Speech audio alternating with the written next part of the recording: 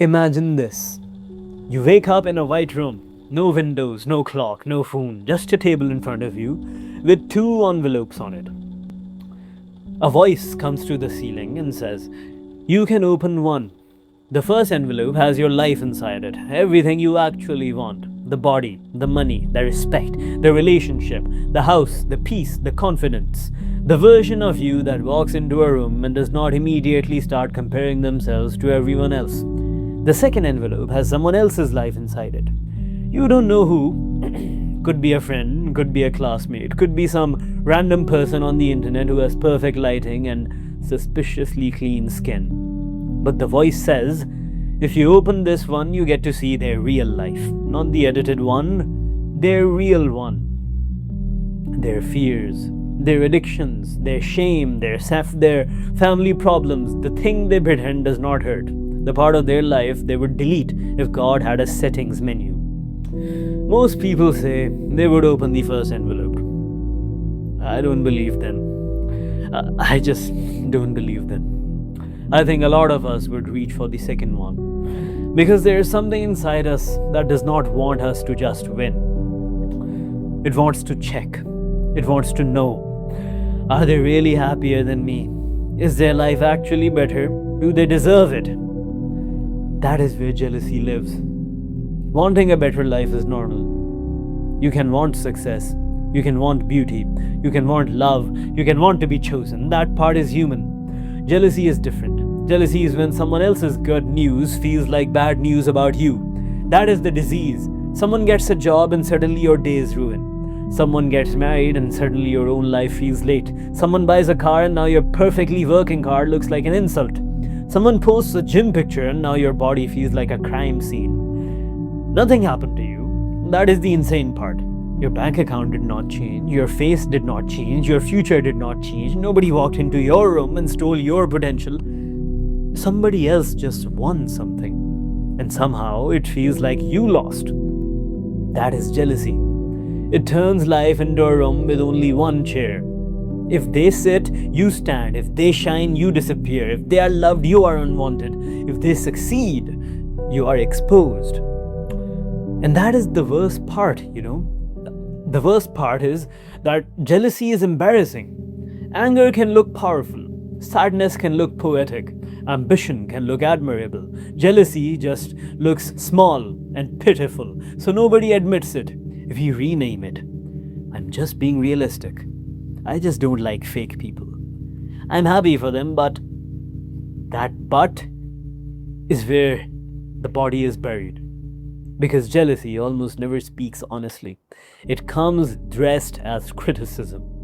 You see someone doing well and your brain becomes a detective.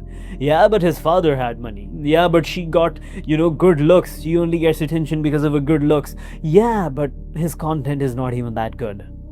Yeah, but they got lucky. Maybe all of that is true. Maybe they did get lucky. Still, why are you investigating? Why did their happiness become a crime scene?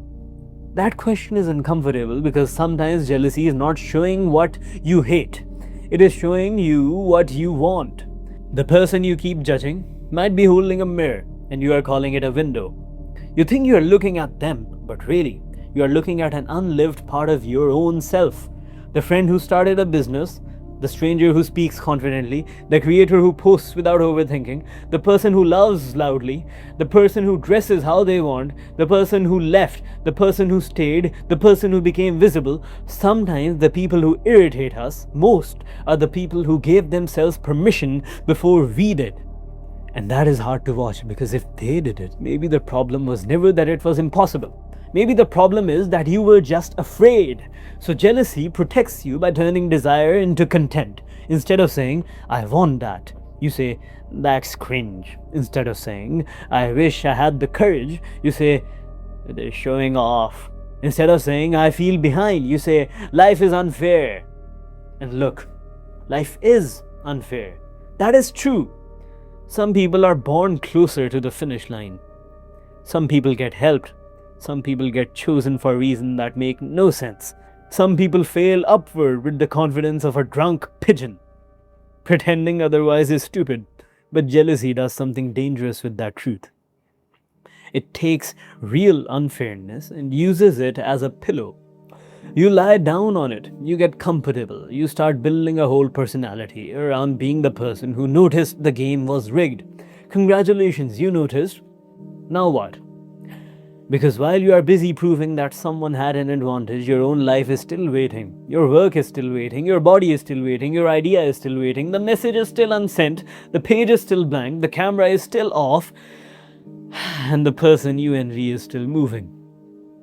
That is the most humiliating part of jealousy. It gives your attention to the person you already think has too much. You make them more powerful by watching them. You rent them space in your head and then complain about the price. So what do you do with jealousy? You don't pretend you're above it. That's fake. You don't shame yourself for feeling it. That just adds another layer of dirt. You listen to it like a very rude messenger. Jealousy walks in drunk, kicks the door open, insults everyone, breaks a glass, and then accidentally tells the truth. It says, look there, not because, you should hit that person, because there is information there. What exactly hurt? Their money, their freedom, their confidence, their relationship, their discipline, their audience, their face, their calmness, name it. Be precise. Jealousy becomes less poisonous when it becomes specific. I'm jealous of him is absolutely useless. I'm jealous that he creates without waiting for permission. That is useful. Now you have a direction. Now the envy has been converted into a map.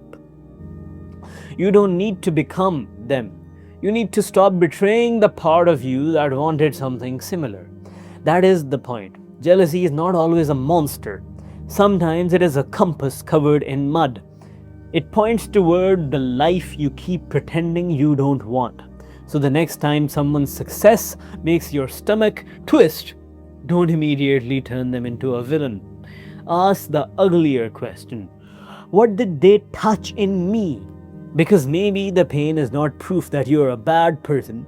Maybe it is proof that some part of you is still alive. Some part that wants more. Some part that is tired of clapping politely while your own life stays paused. And maybe jealousy only becomes dangerous when you aim it outward. Aim it inward.